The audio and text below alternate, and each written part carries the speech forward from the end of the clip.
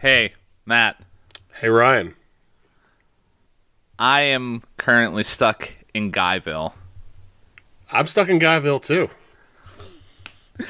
And I feel like you should listen to this. I agree. I think we need to talk about this. We need to talk about this big time.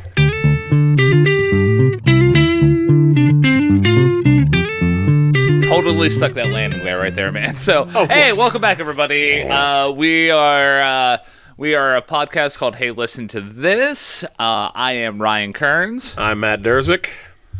And this week, we are talking about an album called Exile in Guyville, not Exile from Guyville, by a artist by the name of Liz Phair.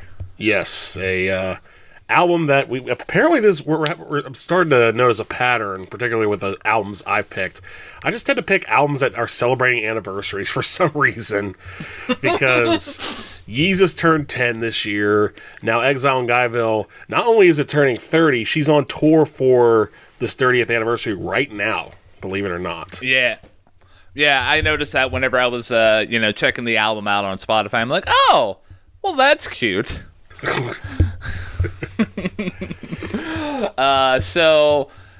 What is your relationship with this album, man, before we dive into this beefer of a track list? I really don't have much as far as a history with this album, per se. I had not listened to it before I had suggested it. All I had known about it is that it was very critically acclaimed. I know I actually own the book, the original 2003 edition of the Rolling Stone 500 Greatest Albums of All Time. And I think this is around like 320 something on the original list in '03. And in doing research for this album, I realized that in 2020, when they re-updated the list to add all the new artists and stuff, they bumped this one all the way up to number 56 on the list. Holy cow! Talk about a retcon of music history there. Yeah, what's the term? Revisionist history? What are we doing? Yeah. So my relationship with this album, it's basically like, hey, this is an album. And I recognize the cover art, and I know that it's an important album, but in terms of my relationship with Liz Phair as an artist and the music I may have checked out from her before, basically non-existent. Right. I will say I was familiar enough with Liz Phair. I remember her song from 2003 called Why Can't I? Because it was part of the Now Music series. I think it was album 14. And then a couple years ago, one of my favorite music reviewers, Tom the Shadows, did an episode of Train Records on her and her 2010 album Fun Style, which is a very different sounding album from this one. And it's a very different sounding album from most albums for reasons I won't get into because we're not reviewing that album today. Yeah. So now, before we even go even into this record, I will say though, at least modern day, Liz's influence on future female singer-songwriters and artists as a whole, I've appreciated people that have been influenced by her. There's a group called Soccer Mommy, directly influenced by Liz Phair, and then even a group. This is going to be a major minor spoiler alert for the my next album recommendation, but there's a group called Camp Cope. I feel like they might be breaking up soon, or they might have broken up, but whenever you listen to their music, that band, you can hear this basically has Liz Phair's DNA all over it. Right. So this album has definitely sparked. And I think a lot of it is, attributed to sort of the feminism side of this album and its lyrics. But I think also the sound itself of this album, for how not just grungy it is, but how very lo-fi DIY it is, which we'll get into. It's definitely a sound that was not really big in the 90s are really big at any point. Even the real hardcore stuff at that point, like Pearl Jam or even Nirvana, had a little bit of a polish to it. Like you could say, okay, well, this is dark and brooding and miserable or depressing, but it at least has a professionalism to it. This album did not have any of those things, maybe with the exception of a little bit of professionalism. All right, so you ready to dive into this beefer of a track list? Yeah. All right, so the first song is 6 Feet 1. 6 Feet 1. And I'll start on a positive note by saying this is a fantastic album opener.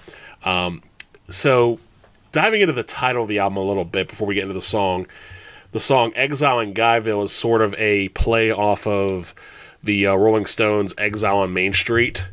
And this album really doesn't have a whole lot of similarities to that album, except for maybe the stylistic starkness of it or the deep levels of it. But basically, this album, the similarity between this song and the album opener for Exile on Main Street, which is Rocks Off, does have a very similar vein of, kicking things up on a up-tempo beat. And that's pretty much where the similarities stop, because this song relatively defies traditional structure as far as where notes go. It doesn't follow any of the major 4 chords or the 4 song chords, for those who are familiar with that. It's basically just Liz Phair singing what she wants to sing, how she wants to sing, playing the guitar as she wants to play, and the only thing keeping things together is basically the drum backbeat. That's it. And I feel like that plays to at least what Liz's intentions were during, the recording process, because, the whole concept of being, the nod to Guyville, if I'm not mistaken, based on my limited research that I've done about this album, Guyville is a nod to the Chicago male-dominated indie scene at the time. And during the recording process of this album, against the engineers or the producer, I forget who specifically said, hey, maybe we need to, use this kind of amp. Liz was just like, nah, I'm just going to plug into my crappy amp here, and we're just going to have a good time. But, yeah, so that being said, I do like this as an opening track. Very nice, 90s alt-rock feel. And there are some savage lines in those first 2 verses, man. Oh, yeah. Yeah, and again, not really even, trying to, rhyme or anything. Just, no, I'm just going to say what I'm going to say. And if it rhymes, cool. If it doesn't, cool. Mm-hmm. And now... No, you got it. I was going to say, you get the vibe early on about thematically what this album is about, as far as dealing with heartbreak or dealing with, the general vibes of men in general, which, to Liz's point, is not necessarily a flattering picture of men, or particularly the men in the Chicago indie rock scene, as you had mentioned. Although it is fascinating, and we'll discover this more with other tracks, that the vibe I'm not getting from this is Chicago as much as it is it felt like most of the album was taking place in Los Angeles for some reason, or maybe New York. Chicago doesn't seem like that kind of place where some of the stuff that happens later on in the album happens, but we'll get there. Yeah. Now, one thing I will say about 6 Feet 1 before we move on to Help Me Mary is that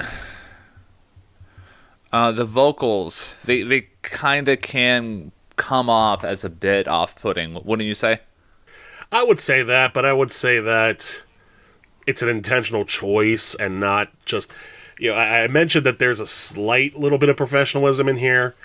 I feel like that's the part that shines here, is that, yeah, it sounds off-kilter, off-putting, out of tune in a sense, but it's done so purposefully. It's not someone trying to sing and being unable to sing.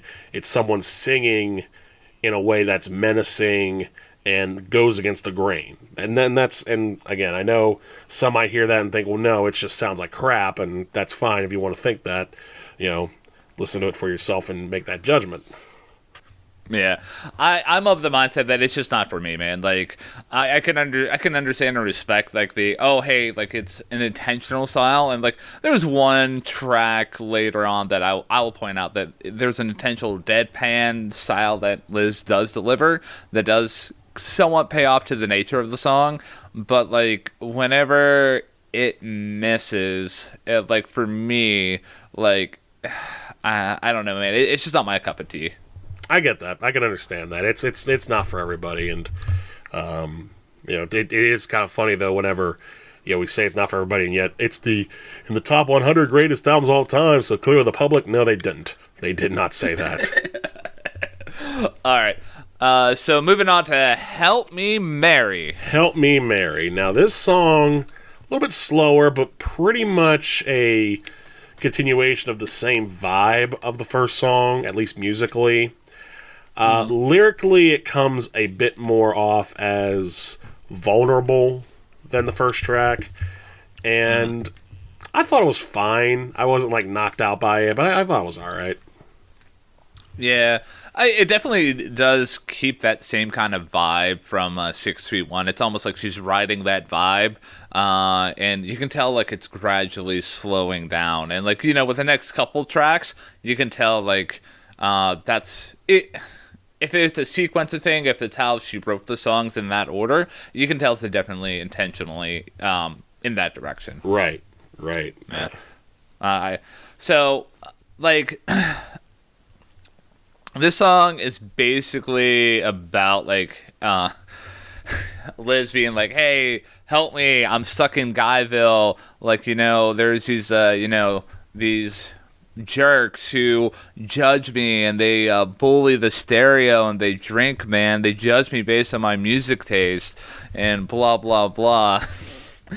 But one thing that I will say, though, that I did catch in my listening of it, in the verse is, I love how, like, in the last two lines, the instrumentation does change up. It's almost like a highlight and, hey, we're going to focus on this. Instead of just doing the steady, like, hey, yeah, I'm going to just play my guitar and I'm just going to ramble on for, like, 3 minutes and then stop. Yeah, and again, that's part of what I think is this album's charm, is that it defies that conventionality. It defies the stature of, I'm just gonna play verse, chorus, solo, chorus out. Again, it just sort of comes from the heart and is designed to be as unconventional as possible. Now, again, I wasn't as hot on this song as others just because it sounded very similar to 6 Foot 1, which I prefer. But yeah. You did bring up a good point about how a lot of tracks on this album sort of just, go through the verses. There might be a little solo at the end, and that's it. And it's just, okay, well, yeah, it's not what you're expecting, but it works. So, I feel like we've come to a pass in our, hey, let's agree on everything. This is that episode, I think. But, I mean, we'll keep it clean, man.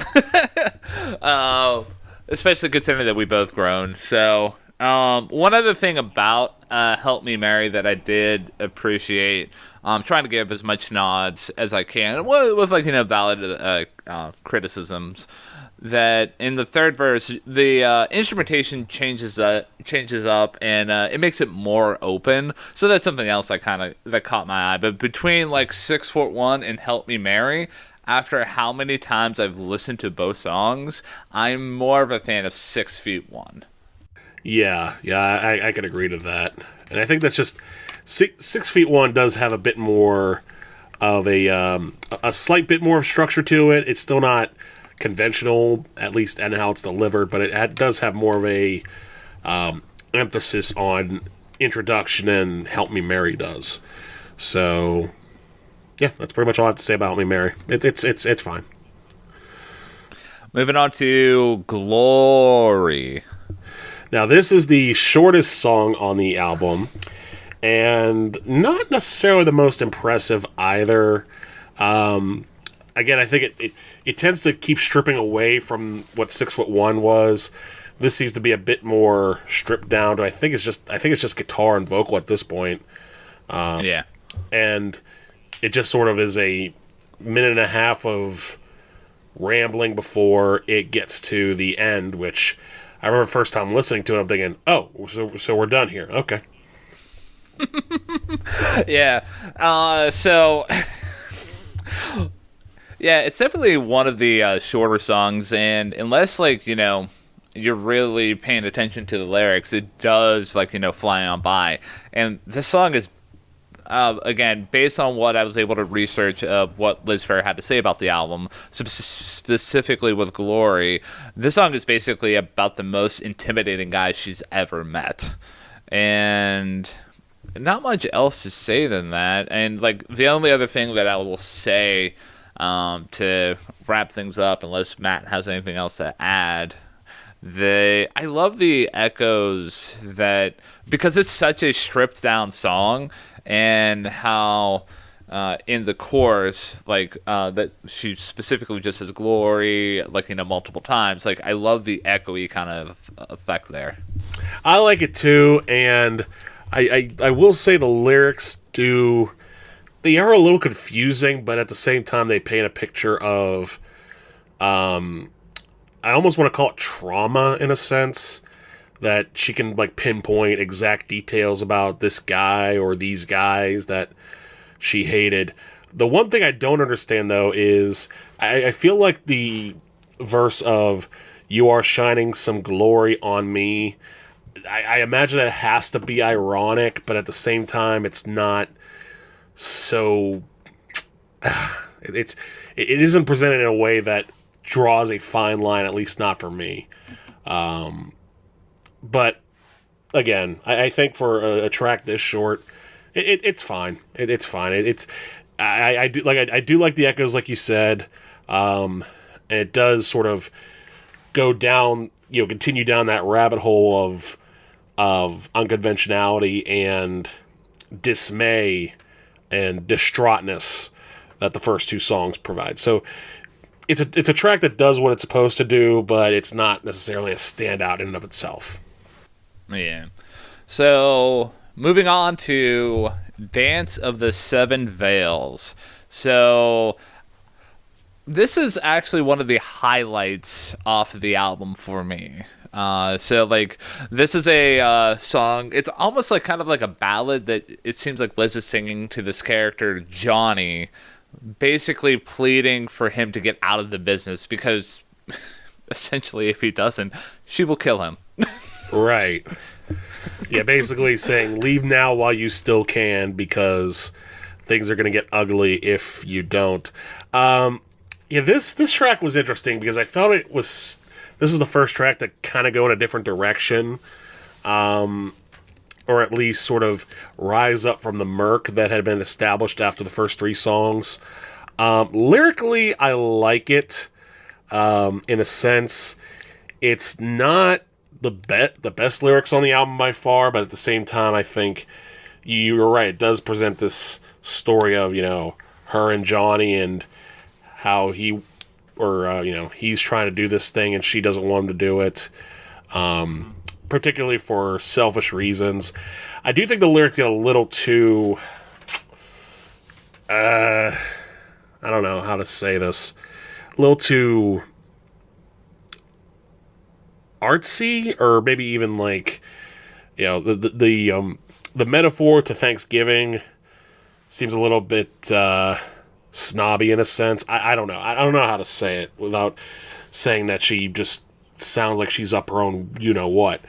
And that's pretty much all I could. I think the word that you're looking for is self-indulgent.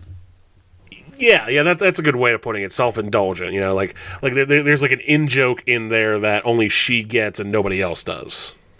Yeah. So a couple other things. I don't know. I like that little Thanksgiving nod. I'm one who I can border on back and forth between enjoying self-indulgent stuff. So like the line that Matt is referring to is entertainers bring May flowers, and that's a nod on the whole April showers bring May flowers, and the whole concept of this line is that, oh hey, Liz is looking to endure this storm because she's hoping that this Johnny character will just eventually blossom into a loving and caring man. So, and other stuff that I do like about the song before we move on to Never Said. It's just I do like the instrumentation change up. It does add to the sincerity of the track. And yeah, I mean, lyrics are pretty much straightforward other than the entertainers bring May flowers. Yeah. I personally, this is one of my favorites off the album. Okay, I can respect that. I wouldn't say it's one of mine, but again, I think it's a solid track in of itself. Yeah, and I'm still smiling in my head. I feel like we're gonna keep going back and forth. Hey, this is one of my favorites. This is no, I'm good. Right. Yeah. This is the episode, man. It might be the episode. Yeah.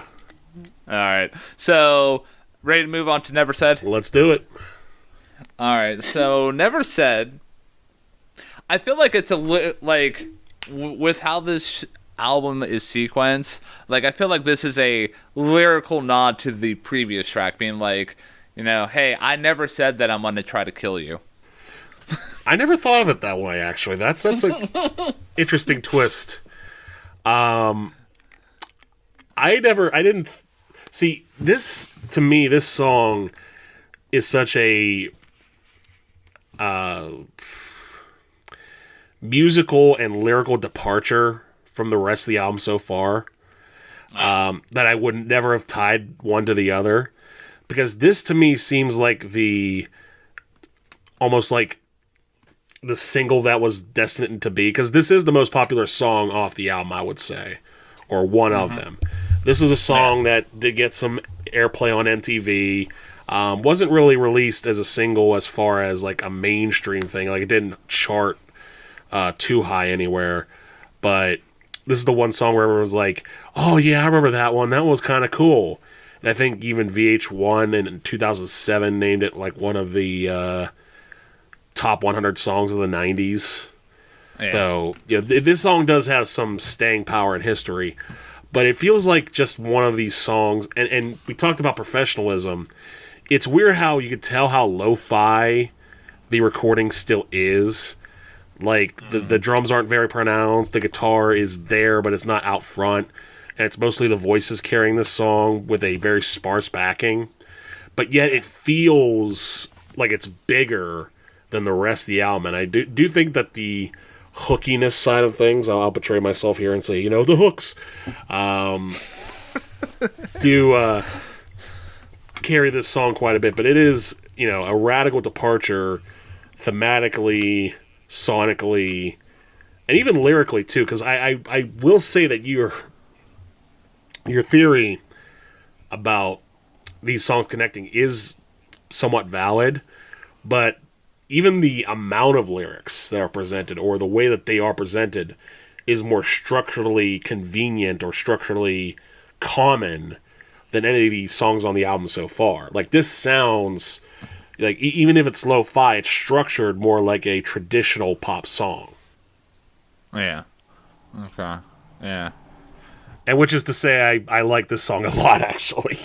Okay. I was waiting. I'm okay, so you're talking about the structure and the significance of it and its placement in the track listing, and I'm okay, does he like it or not? So, yeah, I mean, all valid points. This is probably the biggest single off the album. I think this was the first single, if I'm not mistaken. I think you're right. Yeah. So I'm not a fan of this song. I'm not surprised. And because for the first like half of it, with like the big chorus and the ahs and like how the the big open guitar fill, like it's pretty cool. But like after like the halfway mark, I'm like, okay, I'm kind of looking at my watch and my phone. I'm like, all right, is this over yet? And I don't even think it's that long of a song, man.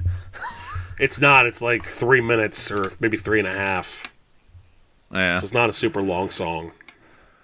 Yeah. I mean, I really don't have anything else to say. Just, I can respect this song for what it is.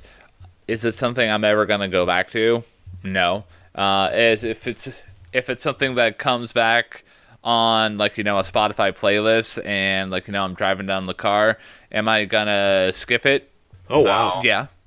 So, yeah. So, there are other songs on here that I can really respect and can get behind, but this is probably one of my least favorite moments of the album. Noted. Okay. All right. This is the plot thickens even more. We are starting to divide a little bit on this. And that's okay, man. Like, we can't have groupthink and, like, all that jazz. Like, we have to have our own opinions because, not everybody's the same. I agree. But that being said, I think I've said my piece and you've said yours. So we can move on to the next track. So the next track is Soap Star Joe. Soap Star Joe. So I'll start out this one here. This is one of the highlights off the album for me.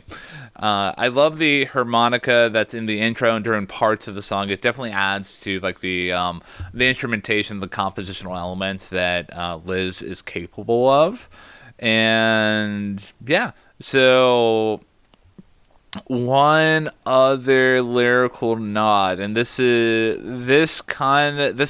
song specifically highlights how like relationships can change, in that there's like during like the spacey parts and more quiet parts of the song lyrics. The first set of lyrics I'm going to talk about is, check out the dashboard lights glowing all green and white. He feels safe in the dark. He wears his blue jeans tight.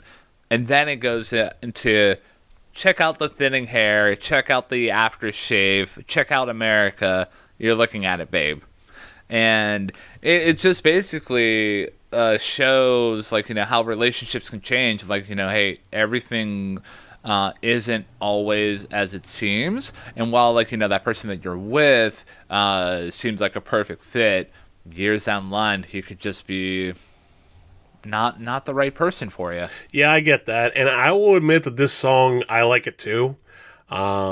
Because you mentioned the harmonica and sort of the sort of almost desert theme type of sound that it's going for here. Kind of like, two people trying to drive down the road and try to find stardom. And, here's this guy in blue jeans. He's sort of this rugged man who's going to save America with his good looks. And I will say the painting of the picture that Liz does on this track is very, very good. Musically, I like it.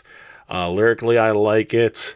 And it takes the format of an earlier song, Mary, where it just goes through the lyrics and then just sort of fades out into this sort of quizzical area of what exactly does all this mean and where are we going from here, in a way that I think is better than Help Me Mary. So I like the song a lot too.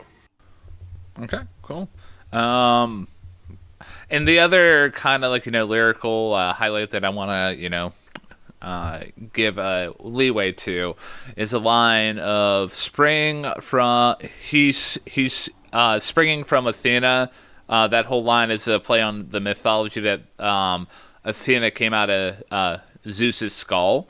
So like there's a line where, hey, he came out of Athena's skull. So like I can appreciate that little like nod there. So are you ready to move on to Explain It to Me?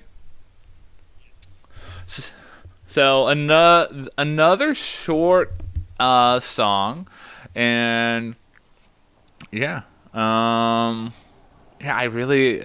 This is a memory hold song for me because the only thing I can really remember is just like the guitars and bare percussions, like pretty nice, and the song is basically about the unrealistic expectations that are placed on people and the effects it has on those people. So like those people that are in like a that are put up on a platform, whether it's like somebody that's in your life or like somebody who is famous, like if you try to put these expectations and if they fail, like it's gonna have a bad effect. Yeah, I get that. I get that. And again, this track didn't like jump out at me as like one of the best ones on the album. It's a solid track for what it is. It sort of dials back to the themes of the first few songs on the album. Bit more of a somber tone, bit more of a uneasy tone in a sense. Whereas the last two songs were relatively confident in its projection of who she was or how she sounded.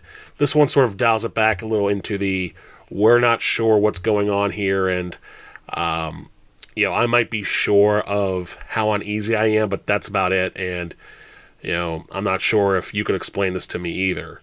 So I think again, it's a functional song. It's a decent lyrics, but not a standout for me. Yeah. All right. Ready to move on to the Canary? Because, we basically said meh to this song. Yeah. That is not something I will say to Canary, though. Absolutely one of the highlights on the album for me. I think this song is fantastic. I like the switch to the piano and the sort of, sort of the dark, almost like they're playing it in an attic and the microphone's like 300 yards away. That sort of very dank, dark timbre of putting that on record is beautiful. And the switch about, I think, like 50% of the song where it goes from, just sort of a doodling on a piano to something much darker. I think that's great. I think the lyrics are some of the best on the entire album because they are pretty much clear, cut, and dry of, Liz painting herself as this almost, not even almost, playing a victim to this guy's charm, this guy's, sexual appetite. The only thing that's lost in any sort of, I would say, is the pseudo chorus, which is, burn it to the ground, deaf before dumb. And I'm not entirely sure what that means, but I kind of have an idea of what it does. But everything else that's built around it, both sonically and lyrically, pretty much just allows that to absorb itself into everything else without missing any beats. I think this is one of the best songs on the album. Yeah. So it's definitely a song that I have a lot of love for too. So we're in alignment with that. So you don't have to judge me mentally on that. But no, in all seriousness though, like the switch up to the piano is very nice, and I really appreciate where Liz can step back from just doing that guitar strumming and really open herself up, or really kind of flex her creative, like, compositional, like, muscles. So this song is basically about frustrations, whether it's about growing up or then it's about frustrations about growing up and then doing what you're told and just having enough of that. So, like, the chorus about, like, send it up, light it on fire. It's basically saying, like, hey, I'm going to just destroy everything.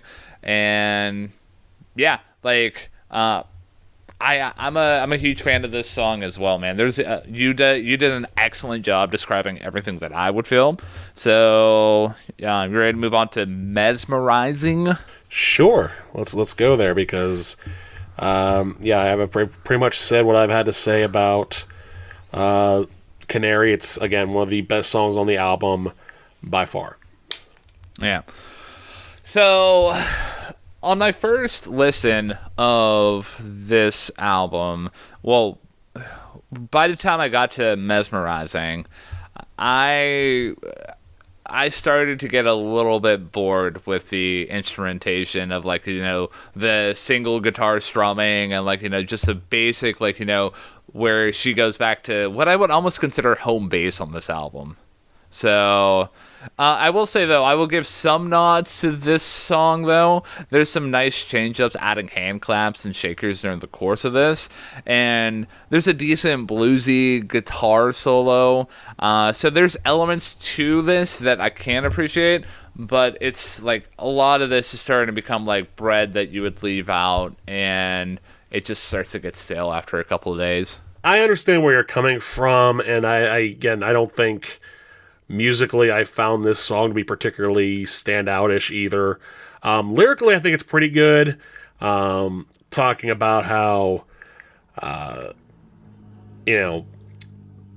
she knows that he doesn't know who she is, and she's gonna sort of rub that in his face. And I like the way it's presented here.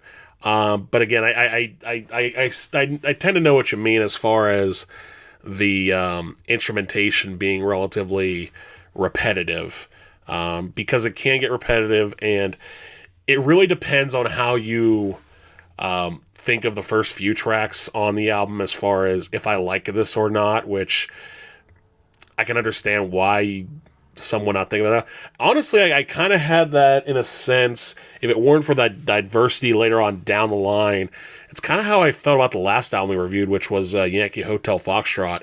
I thought there were a couple moments where it was just like, okay, I know what's coming here, so let's just kind of, wrap this up. And I could tell you sort of how you feel about Exile and Guyville, which is probably more, to the point. But again, if you like the kind of stuff, then that's it. But again, all that to say that the song's fine, the lyrics are good, but it's not a standout track to me. So, what I would say, like, a thought that I had about this album upon further reflection is, I feel like if you were to cut out some of the tracks in here, it would make it maybe a little bit of a better listening experience. The album, I think it's around, maybe over 14 tracks, right? This album, it's 18. 18, yeah, that's a beefer of an album, dude. Like, not to do, a lot of the songs in the kind of the same kind of instrumentation, it fails to, grasp my attention. And, I'm not somebody that has, ADHD. I can listen to, longer songs. There was a album that came out this year by a group called Sprain that they have 2 songs on that album that are over 45 minutes long. So my brain can latch on to longer forms of entertainment, but when you don't do enough to change it up, that's where my brain starts to go, okay, yeah, I'm gonna just, all right, I've had enough. But, yeah, so that being said, one other thing I'll say about Mesmerizing, and then we can go on to the next song, which I'm not sure how I'm gonna, lead into it. I just might actually just say the word because it is a song title.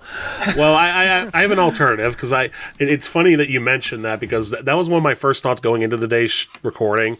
It's Ryan is going to have a really hard time today because he is a man who dives into the lyrics, as much as he can, but at the same time, he also wants to make sure that this podcast stays monetized. And this album puts that pairing of the two thoughts to the test. I will say if we want to sort of steep around a little bit, I would say call this Fornicate and Run. Okay, yeah. So yeah, let's just go into Fornicate and Run. There we go.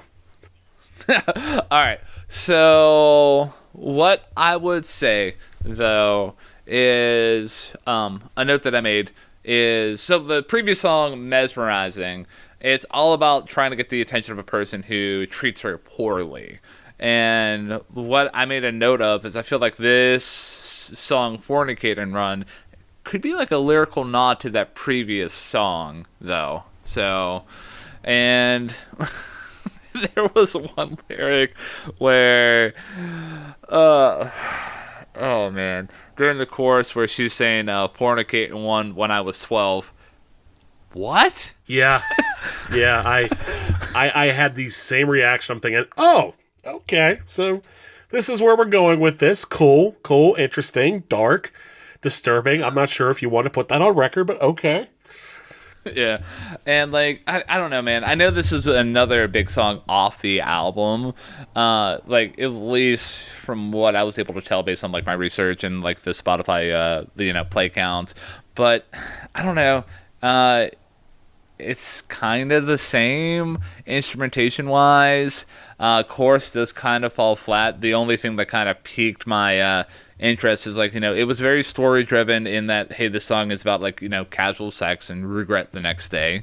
And the line about when she was 12 kind of definitely like, stung me like a yellow jacket. But yeah, like again, it's kind of a meh. It's like a plain oatmeal song for me. I understand where you're coming from. Unfortunately, I will have to disagree. I know why you say that though, because musically and again, sort of structurally, it's very similar to Never Said. It feels a bit more upbeat and a bit more verse, chorus, verse structured. That being said, you did mention the lyrics being particularly about the regret of casual nookie and how the thought the line of wanting letters and sodas, like romantic type of stuff. I thought that was a really good line. I wouldn't put this into the top 3 songs on the album for me. It might crack the top 5, but it is in the upper half. I did like this song quite a bit. Okay. I can respect the song for what it is and what it does, just not for me. Now, is it on the same wavelength of Never Said? No, I'd rather listen to this song. If this song came on a playlist that I just randomly chose and I'm driving down the car, I'm not skipping it. I'll let it play in the background. But moving on to Girls, not to be confused with the Motley Crue song. Yeah. So for me, this is another one of the lesser, more straightforward and not as dense of the songs compared to the rest of the album, but I do like the change up in the guitar where she focuses on the lower end of it. And one thing that I did catch when I was really diving into it is that there's almost like a faint background vocal line that almost seems like it's mocking the lyrics of the song. Yeah, I can see what you're going through there. Yeah, this is a little denser as far as the production is concerned, a little less structured and a bit more on the side of presenting this ghastly idea of what Liz wants to get across. Lyrically, I think it's okay. I'm not super high on it. It's just sort of a standard track to me on this album. I think the production is interesting, but as far as the idea of her being this girl who, is trying... I mean, in a sense, it's her trying to say, I can play this game just as much as the guys can, which, is a fair point to make and thematically does provide a little more context as to who Liz is, or at the very least trying to confuse everyone into wondering who she is. Is she the victim? Is she the bad person? Is this nothing at all? I will say it's an effective song in that regard, but overall, meh. Yeah, like whenever you were going on about like the dynamics of hey, I can get away with this, blah blah blah, and you were talking about the gender dynamics. It almost kind of made me think about those background vocals and how like Liz is very forefront and being like, oh hey, yeah, I can get away with like this and this and this, and then like that background vocal could actually just be the the Guyville's gender, the guys mocking her for it. So yeah, just a different like element that I just randomly just thought of, and it might actually like bump up the song maybe by like maybe 0.5 percentage points in my brain. All right, so moving on to Divorce Song. I'm gonna let Matt start the song off. I will say that this song is good. I will say that, in a sense, it is very similar in vein stylistically to that of Soapstar Joe, in that it has a lot of harmonica. I will say it's also, the lyrics are pretty good too, talking about how, Liz is trying to leave this guy and they're about to break up, but maybe, just maybe, give it another try, or, clear your head and let's think about this all over again. I love the harmonica solo at the end. I would probably say this is another track similar to Fornicate and Run that might crack top 5, but it's definitely in the upper half of the album for me, as far as good songs on this album. You for those of you who have been keeping track, and the songs that Matt really likes and the songs that I really like and like to know the dynamics. Yeah. I'm, again, trying to keep it clean, but, man. I'm just going to say I'm not the hugest fan of this song, because it's, like, still the same kind of instrumentation, and I don't know. Yeah. I will say, though, like, I'll give this song its flowers, and like there's a nice bluesy jam session at the end, and there is like that harmonica and those crunchy guitars that I can really get behind, but the rest of the song, not my cup of tea. The song does focus in on the microtransactions that people have, hence the deadpan delivery, which, for those of you who were really listening in on this podcast, for one, thank you. And two, like, I talk about whenever we started the album dissection, I talked about, like, a deadpan delivery song. This is that song where, like, hey, like, just focusing in on, like, those emotionless, like, little things here or there that you do. But, yeah, overall, not my cup of tea, man. I can get that. And again, I would probably say, like I said, it's not up there with like Canary or even Never Said, in a sense, for me, or 6 Foot One for that matter. But I would say this song's probably up on the upper half of the album for me. Now, are you ready to shatter? Yes, I am ready to shatter. All right, so far on this album, and let me just, I would definitely say, like, out of all of the songs on the album so far, this is my favorite. Shatter is. Shatter. It, like, I really like the change up in the guitar strumming. It's a little bit slower. There, like, I really love the extended instrumental intro, and the vocal delivery is very nice. It's very passionate, and this song does, lyrically focus in on the need to be with somebody, and that really just hits home, man.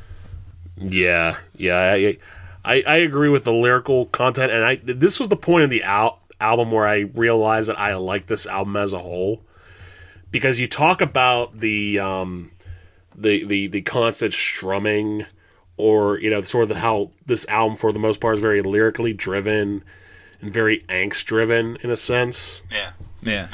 That when it got to this point where it was just 2 minutes of guitar strumming that was sort of in this sort of echoey chamber like the piano in Canary, that when I felt myself just grooving to this and thinking it was kind of cool and a nice little piece of the album, I was like, okay, well, I guess I'm sold. She's just playing the guitar and I like it, so here we are. And I do like the ambiguity of the sinister nature of the lyrics, where she's talking about, all these little bits of revenge she wants to do, and maybe she'll do them, maybe she doesn't. I think it's another song where I think it'd be even closer to the top echelon of songs on the album. I think this song's really good. Man, absolutely agree, man. So, talk about lyrical dissection on this next song. No, I can't. I'm just gonna say the next song's called Flower, and it is a very, very horny song. Yeah, yeah. That's pretty much all it is. That's all it is. I will say, as far as we don't need to go into the lyrics at all, as far as what they are about, because we want people to listen and all that kind of thing. But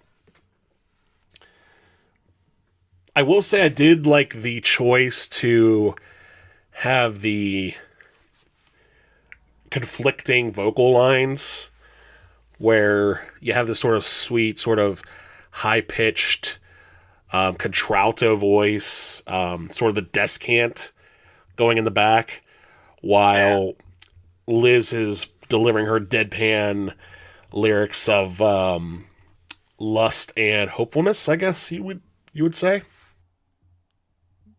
Yeah. I do like the vocal dynamics and how, like the song outside of the lyrics. I mean, because lyrics, this kind of it almost kind of makes me think about Kanye West's "I'm in It," and hey, if you want to do a very horny song, this is how you do it. It's a very good song in my opinion, but the dynamics between how the vocals are layered. Wow, I almost blended those words in together. It really does show off when it does show off Liz's compositional strengths as an artist. So, do you have anything else to add before we go on to Johnny Sunshine? Only thing I'll add is that we talked for a couple songs, particularly I want to say it was either Mesmerizing or whatever. I'm trying to think, which song was it that we talked about where she was talking about being the bad person, or that she could play the game just like the guys can? Girls, because the guy was mocking her in the background. Yeah, I would say that this song could sort of be seen as a thematic link to that, because basically she's talking about she wants to do things, and I think she's delivering them sort of like a guy would, so she's sort of continuing this idea of I can play game, or lack thereof of romantic game, as good as the guys can, and I think this sort of puts that in theme. But that's all I'll say about that. It's a solid song. Yeah. I'm a fan. So moving on to Johnny Sunshine. So I would say lyrically, this might bump up, as much as I'm thinking about this, this might actually bump up the album by 1 point for me, for how much I'm saying, hey, this song is a nod to this song, or this song is a nod to that song, because it does show it does show an artist's compositional strengths, and to basically have this song can't stand on its own, but it almost seems like it's a continuation of this other song. But for just getting straight to the point though, because I feel like I'm just vamping for a very long time here. So this song is a lyrically nod to the song "Dance of the Seven Veils." So that song is basically "Dance of the Seven Veils" was basically Liz being like, "Hey, John, get out of the business, or I will kill you." Well, I feel like this song is basically like, "Hey, I'm gonna kill you." Or like it's getting to the tipping point because his lyrics were talking about he killed the cat, burned it in antifreeze, dumped it in the trunk with the rest of the cattle feed.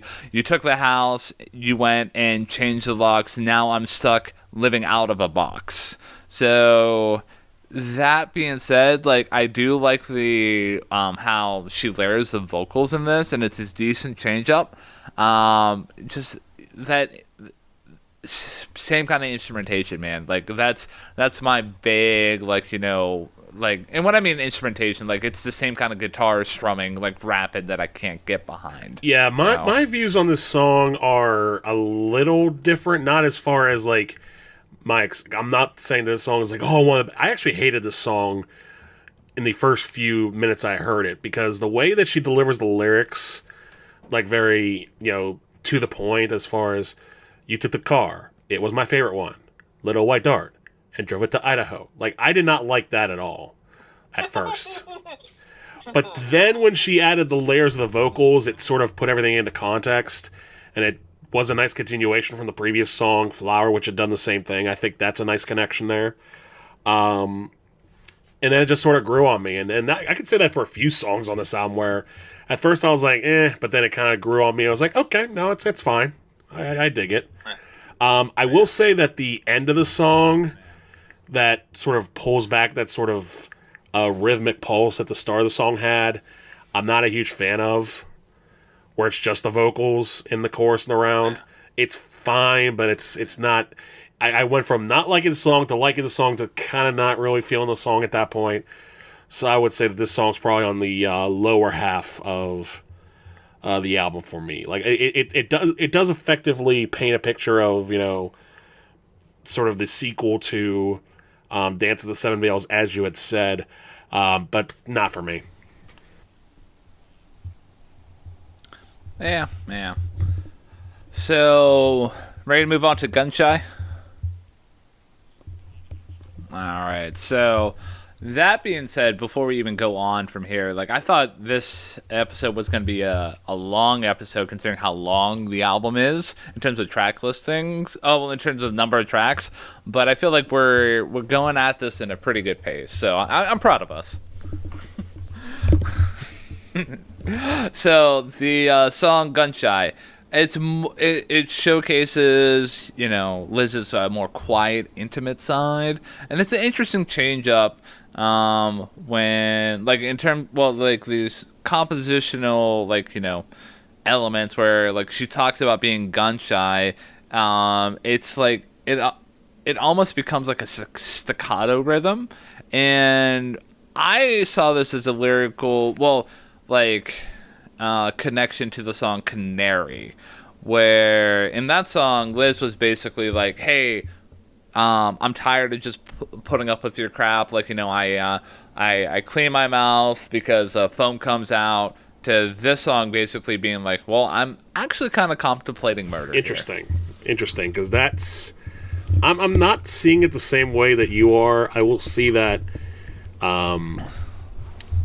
maybe this is a converse into Canary as far as maybe she's contemplating a different side of as maybe she wants to change her life and do something domestic. I didn't see the murder theme in there at all.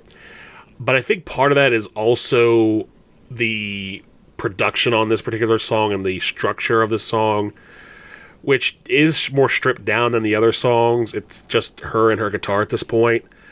And there is some interesting things like tempo changes and stuff. But if I'm going to be completely honest with you, this is my least favorite song on the album. I can get behind that though, man. It's definitely not really a standout track though. Like I think I only had like a couple of notes on it, to be honest with you. Yeah, like I think the lyrics are pretty good, but again, the sound of it It just sounds menacing and droll in just like the wrong way.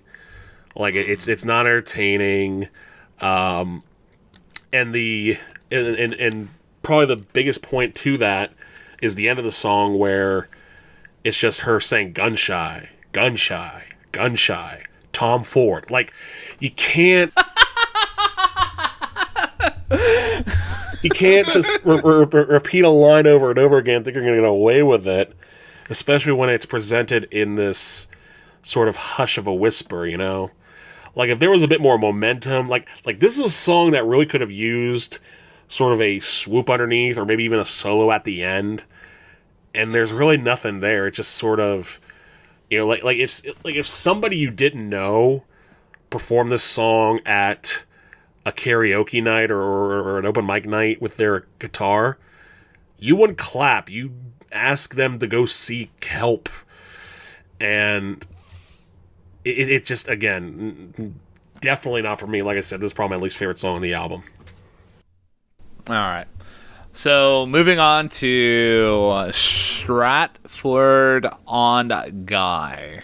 So I'm gonna let Matt lead this one off. So this song is a lot different. It's very much an outlier from the rest of the track, or excuse me, from the rest of the album, in that it really isn't about relationships so much as it is just a song about taking a trip to Chicago. And I will say that the lyrics here are very, very good as far as painting a picture of, you know, have you ever been to Chicago, Ryan? No. I have family that lives there, so maybe one day, but as of right now, no. Okay. I have had the privilege a couple times of going up to the, I guess it's called the Willis Tower now, and seeing, like, Chicago and, like, all the surrounding area from way up top. And when she talks about how the earth looked like it was lit from within, like a poorly assembled electrical ball, like I can envision, like, the skyline of Chicago and just the mass amounts of lights throughout the city looking like that. I thought that was a great lyric. But as far as the rest of it, it's fine. It does have a nice little backing track to it. I don't know if I definitely wouldn't put this in the top 5. I might put it in the top half. Okay. So lyrically, this song does focus on, like, you know, you're talking about, like, you know, taking that trip to Chicago, man. And the way that I was able to take away from it in my research that I did, I basically kind of inferred that this is Liz basically taking a breath for all, like, you know, her relationship issues and, like, all the storms that she's had to deal with, and just pushing on. So, like, you know, that's what I took away from it. So, other than that, I feel like this is another chalk it into home basey kind of feel in terms of, like, the instrumentation. It just feels like, you know, the same kind of feel that a lot of the songs have on this album. And before we even go on to Strange Loop, one other thing I feel like I have to defend myself on, even though I really don't have to defend myself because, I mean, it's a podcast and I'm allowed to have my own opinions, I guess.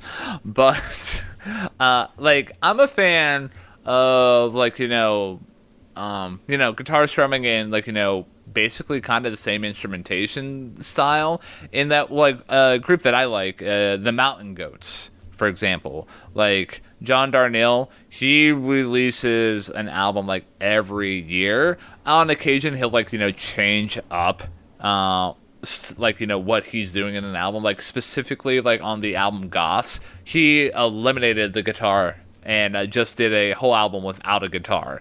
And I gave him his flowers for that.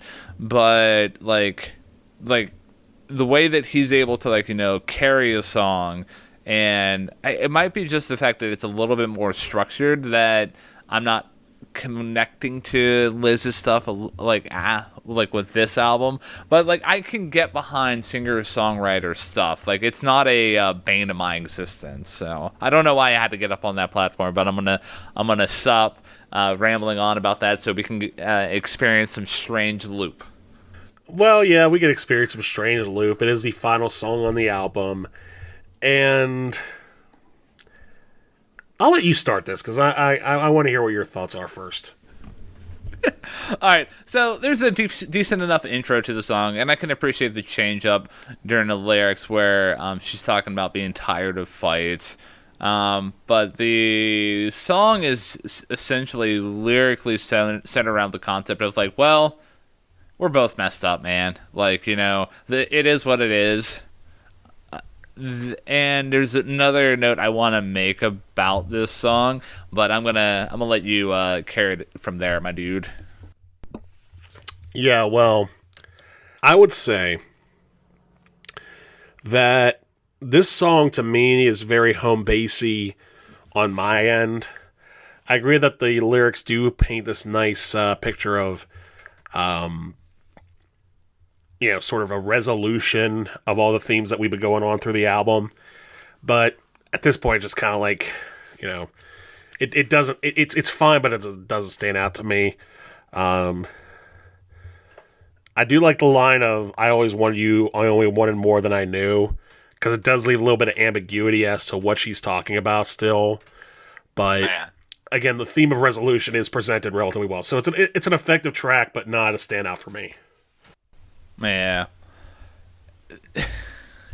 My last note that I have to make about this specific song is, what the hell was that instrumental outro?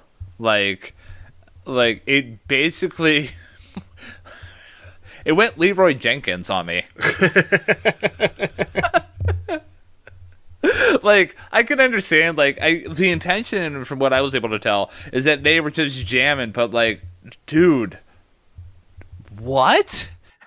Yeah, I'm not sure what that was all about either, but I don't know. At this point, I was just kind of reserved to whatever it was, because I had realized up to this point that the conventional side of music making was not going to be employed much on this album, so whatever goes. And again, I kind of had that same feeling with Yankee Hotel Foxtrot, where it's just like, I don't know what to expect, so let's party and see what happens. Yeah.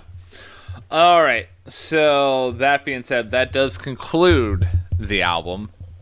And so we're going to get to the ratings and the next album recommendations. So I am going to go first, because this was a album that Matt chose. And I'm gonna stick with my original rating that I'm giving this. I'm giving it a 5 out of 10. 5 out of 10. Okay. Yeah. And the reason being is that it could have done without some of the songs on there, because it's a very long album and it does grow stale on you. And I can respect for what it's going for, but this is, again, a personal rating for me, and a lot of the songs basically kind of blended into together after a while. I do appreciate the lyrical nods here or there. That's why this album's not, worse than a 5 out of 10. But that's what my gut is saying. I feel dirty saying that because it's such a, critically acclaimed album, as Matt gave the introduction to this album. But yeah, 5 out of 10 for me.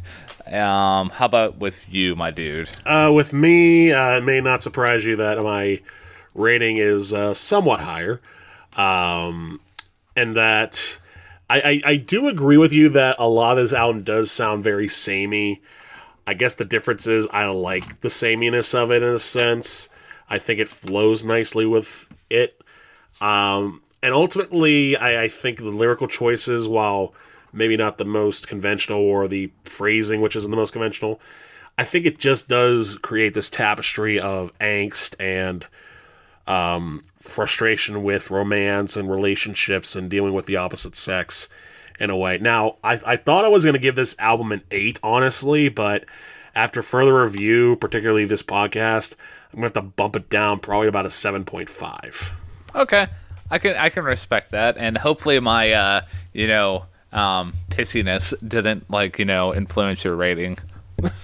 It didn't because I look back on it as thinking I wasn't as hot on that track as I thought it was. Like in the context of the whole album, I would probably say it works a lot better. But I admit, like before we started this, I was listening to like, what songs did I like off this album and why? And once I realized I had been doing that, then I realized, okay, well, if I'm choosing these songs over these songs, and maybe I don't like these songs quite as much. Yeah. So, my next album recommendation, I'm going to stick with my Camp Cope recommendation. The album is called How to Socialize and Make Friends. So, it takes what Liz is going for in this song, in this album, not song. Christ, everything's starting to blend together. But it does bring everything centerfold, and it might help that there's an actual like full backing band.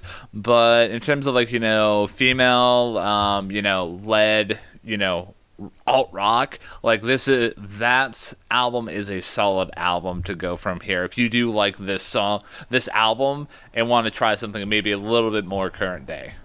So I apologize for what I'm about to do, but I am going to take the most basic of recommendations for the album I would recommend for those who like this album, which is the album that not only succeeded it chronologically, but superseded it in presenting a female-oriented rock sound. And I am, of course, talking about Jagged Little Pill. And the reason I'm going with that is that I can't think of anything else right now. Fair point. And to be honest with you, like I also thought of that, but I've not listened to that album enough to be like, hey, this is a good solid recommendation. So, yeah, all good, man. All good. So we did it, man. We did it. We survived Guyville. We survived Guyville, or at least one Liz Phair's Exile within it. So, do you have an idea of what we're going to be talking about next time?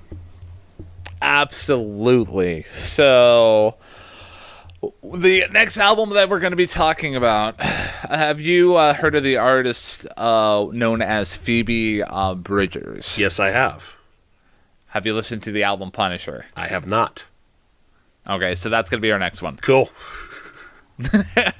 So we're gonna go a little bit more current day. Punisher was released in 2020, the year of the pandemic. I almost said the year of our Lord. That would have been extremely dark. So that being said, do you have anything else to add before we send it out? Not much, except we thank you for those who continue to listen, and especially to those who have gotten the word out or have shared our podcast with friends. We ask that you continue to do that if you like it. Give us some feedback, whether you like our sound or maybe agree or disagree with some of the things we say. Any feedback is appreciated. Yeah, absolutely. So if you are looking for a platform to give us that feedback, we do have a email. It is ttheylisten@gmail.com. Also, if you're looking to find us on any social media platforms, basically the same kind of ttheylisten handle for every single one, and you'll find us there. I'm starting to become a little bit more active on Instagram. Yesterday, I posted my first, hey, this is the first impressions of this album, and it's a quick summary for those of you who are like, I don't want to listen to an hour-long podcast. I just want to see a gut reaction that one of these guys has, and the album that I talked about was a new album from Danny Brown, so follow us there, and keep up to date with the additional content that we're pumping out. But yeah, give us a 5-star rating. If you have any other recommendations, hit us up on that mailbag. And yeah, that's pretty much it. And cut.